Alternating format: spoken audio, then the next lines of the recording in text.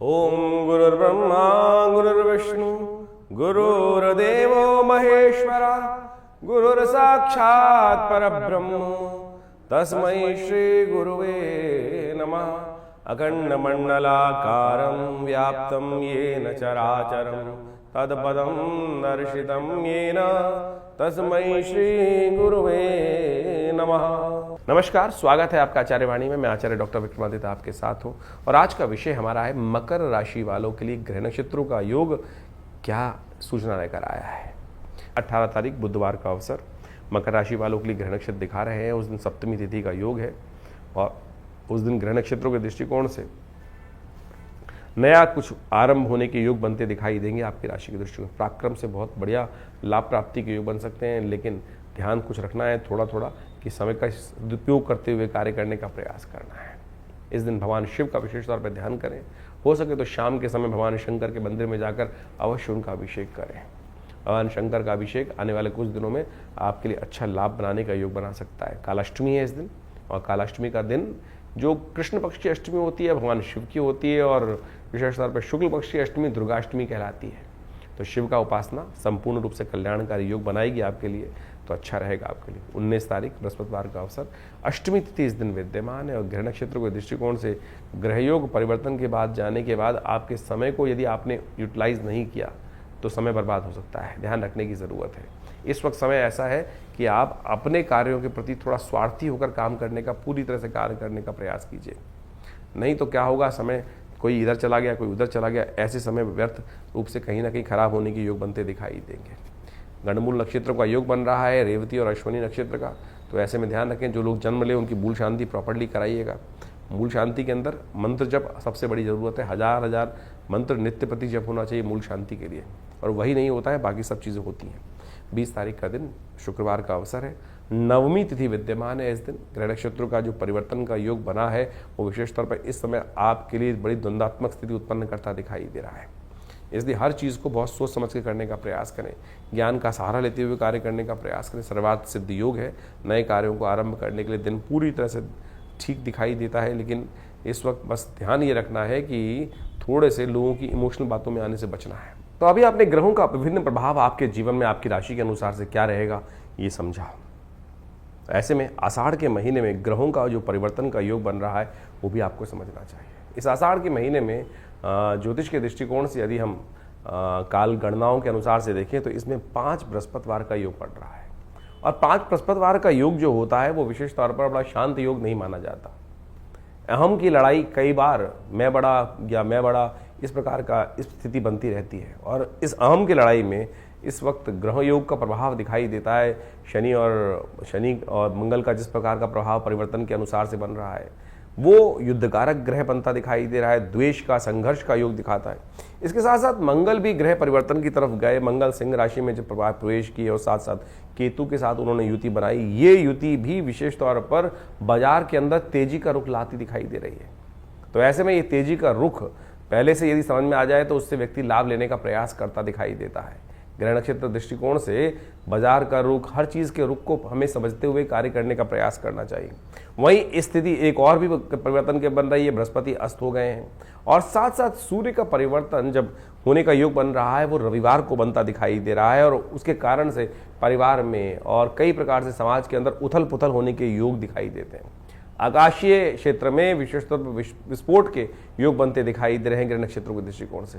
ये सारा का सारा प्रभाव विशेष तौर पर जो समझें, आषाढ़ का महीना वैसे ही इस प्रकार का होता है कि आकाश में जब बादल छाए रहते हैं और जब चंद्रमा दिखाई देता है तो कभी चंद्रमा ओझिल हो जाता है और कभी चंद्रमा सामने आ जाता है। यानी एक और समझे भी वैसे भी समाज के अंदर अभी देखें हम तो दिन के अंदर जो प्रभाव चलता है, कभी बादल आगे कभी छाँव कभी धूप का खेल चलता रहता है। तो ऐसे में ग्रहों का परिवर्तन का योग भी उसी तरफ दिखाता है। तो ऐसे में अपने ग्रहों को सही से समझते हुए कार्य करना हमारे लिए बहुत ज़रूरी है। जो देश काल परिस्थिति में ग्रहों को समझकर कार्य करने का प्रयास करते हैं उनके जीवन में महत्वपूर्ण परिवर्तन आने के योग बन जाते हैं। देखिए, भगवान की आराधना ही हर ग्रह का निवारण है। बहुत सारे लोग इस बात को समझने का प्रयास करते हैं कि उपाय जो हम दिन पर दिन बताते हैं कई लोगों ने लिख के भेजा कि भाई नित्यपति पूजा नहीं करनी चाहिए। अरे नित्यपति तो पूजा करना सबसे श्रेष्ठ कार्य है, वो तो आपका इष्ट मंत्र जो है उसका तो जब अवश्य करने का प्रयास करें। लेकिन कई विशेष मुहूर्त बनते हैं पौराणिक कालों में, पुरानी गणनाओं के अनुसार से, पुरानी कथाओं के अनुसार से कुछ दिनों का, कुछ विशेष योगों का विशेष महत्व बताया जाता है। और उस विशेष महत्व में कुछ स्पेसिफिक जो मंत्र हैं, जो उपाय हैं, यदि उनको कर लिया जाए तो वो कई गुना अधिक प्रभाव दिखाई देते हैं। इसलिए मन की भ्रांति को हटाने का प्रयास करें। कारण और निवारण दो एक ऐसी चीज़ें हैं जिनको जानकर, जिनको समझकर हम अनेक प्रकार के जीवन के कष्टों को दूर कर सकते हैं। निवारण तो परमात्मा का नाम ही है। अब उसके लिए विभिन्न माध्यम हैं, विभिन्न प्रकार हैं। जिस प्रकार भी आपका मन जहाँ पे ठहर जाए, ये मन बड़ा विचित्र चीज़ उत्पन्न करता है। मन कभी ठहरता नहीं है। मन एक क्षण में कहीं और पहुंच जाता है, एक क्षण में कहीं और पहुंच जाता है। कई बार तो मन की आशंका इस प्रकार से होती है कि परमात्मा पर भी हम शंकाएं उत्पन्न कर देते हैं कि परमात्मा कार्य करेगा कि नहीं करेगा, सुनेगा कि नहीं सुनेगा। और यही शंका जो है वो हमारे कर्म का जो फल है वो हमें को प्राप्त होने से रोक देती है। तो इस बात का हमें ध्यान रखना चाहिए। परमात्मा पे पूर्ण विश्वास, जो कर्म कर रहे हैं उस पर पूर्ण विश्वास, दृढ़ विश्वास। यदि मन में दृढ़ विश्वास होगा, श्रद्धा होगी, तो आप समझें एक छोटा सा कार्य भी, हरिनाम भी आपके जीवन में समस्त कष्टों को दूर करने का योग बना देगा।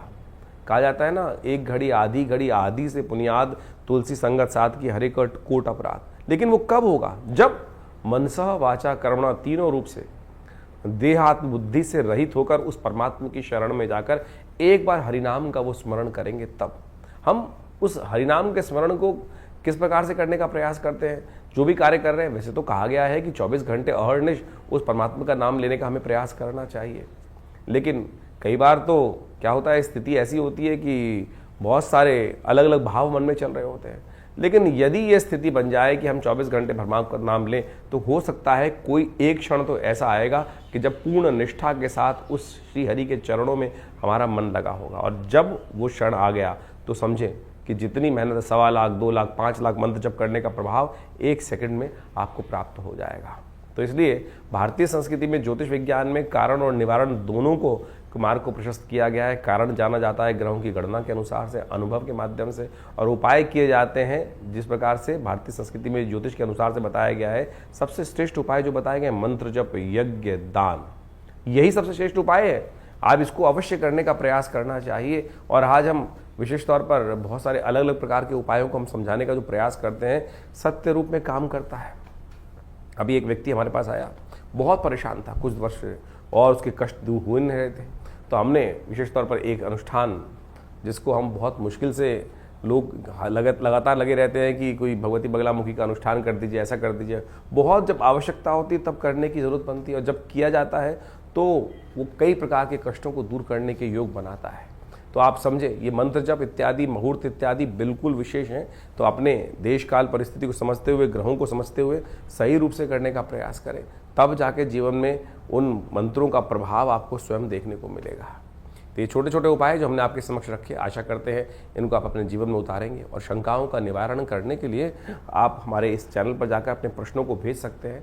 हम प्रयास करेंगे उन सब प्रश्नों को व्हाट्सएप के माध्यम से जो नंबर आते हैं फ़ोन, उनको अवश्य जवाब देने का प्रयास करें। इसके अलावा पहला रविवार जो हमने विवेकानंद योगाश्रम में रखा हुआ है, वो इसीलिए रखा हुआ है यज्ञ के बाद। वैसे तो हर रविवार को बड़ा प्रोग्राम होता ही है, उसमें यज्ञ में आप ध्यान साधना इत्यादि में माँ भगवती का दर्शन करने के लिए आप आ सकते हैं। लेकिन पहले रविवार में एक प्रश्नोत्तरी का कार्यक्रम भी रखते हैं, समागम भी रखते हैं। आप वहाँ आकर अपने प्रश्नों का निवारण रविवार को सुबह 8 बजे से लेकर 10 बजे के बीच में भी आप कर सकते हैं। और हमसे मिलने के लिए कोई बहुत बड़ी जद्दोजहद नहीं करनी, आराम से आइए। विवेकानंद योगाश्रम दिल्ली में आपके तमाम प्रश्नों का जवाब भी देंगे, और बहुत सारे और भी जो मन में शंकाएं चल रही हैं अध्यात्म के प्रति, उनके सबके लिए भी बहुत सारे कार्यक्रम समय समय पर चलते रहते हैं, उनसे हम आपको अवगत कराते रहते हैं।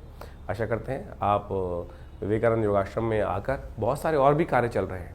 आपकी सूचना के लिए हम बता दें, यहाँ विवेकानंद योगाश्रम में एक हॉस्पिटल है बड़ा, योगा प्राकृतिक चिकित्सा आयुर्वेद का हॉस्पिटल है, और वहाँ नित्यप्रति बहुत सारी व्यवस्थाएं भी रहती हैं। और अभी विश्व योग दिवस के अंतर्गत पूरे जमुना पार में सबसे बड़ा कार्यक्रम भारत सरकार के साथ मिलकर, आयुष मंत्रालय के साथ मिलकर किया जा रहा है, जिसमें 15,000 आदमी एक साथ मिलकर योग करेंगे। 21 तारीख को आप भी उसमें भी यमुना स्पोर्ट्स कॉम्प्लेक्स में एक कार्यक्रम रहेगा, आप उसमें भी सादर आमंत्रित हैं। सुबह 6 बजे से लेकर और करीब करीब 9 बजे तक ये कार्यक्रम रहेगा जमुना पार में, यमुना स्पोर्ट्स कॉम्प्लेक्स में। उसमें भी आप आकर हमारे साथ पूरा स्वस्थ भारत के निर्माण के लिए सुंदर योग का कार्यक्रम में भाग ले सकते हैं। धन्यवाद, नमस्कार।